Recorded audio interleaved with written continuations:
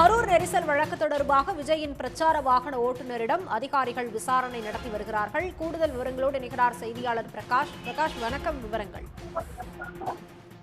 கரூரில் கடந்த ஆண்டு செப்டம்பர் 27ஆம் தேதி தாவேக தலைவர் விஜய் பிரச்சார கூட்ட நெரிசலில் சிக்கி 41 பேர் உயிரிழந்தனர். 100க்கும் மேற்பட்டோர் காயமடைந்தனர். இந்த வழக்கு உச்சநீதிமன்ற உத்தரவின்படி சிபிஐ அதிகாரிகள் விசாரணை மேற்கொண்டு வருகின்றனர். கடந்த அக்டோபர் 16ஆம் தேதி முதல் கரூரில் உள்ள சுற்றுலா மாளிகையில் தற்காலிக சிபிஐ அலுவலகத்தில் விசாரணை நடத்தி வருகின்றனர்.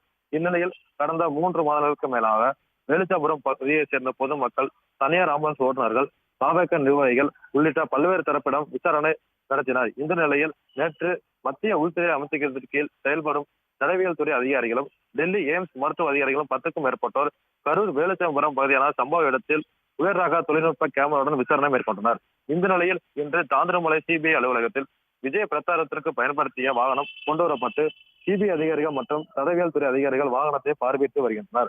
மேலும் வாகன ஓட்டுநரிடம் விசாரணை மேற்கொண்டு வருவதாக தகவலும் வெளியாகியுள்ளது. மேலும் வரும் 12ஆம் தேதி தமிழக வெற்றி கழக தலைவர் விஜய் டெல்லி சிபிஐ அலுவலகத்தில் நேரில் ஆஜராக சம்மன் வழங்கிய நிலையில் தற்பொழுது சிபிஐ விசாரணை தீவிரப்படுத்தப்பட்டுள்ளது.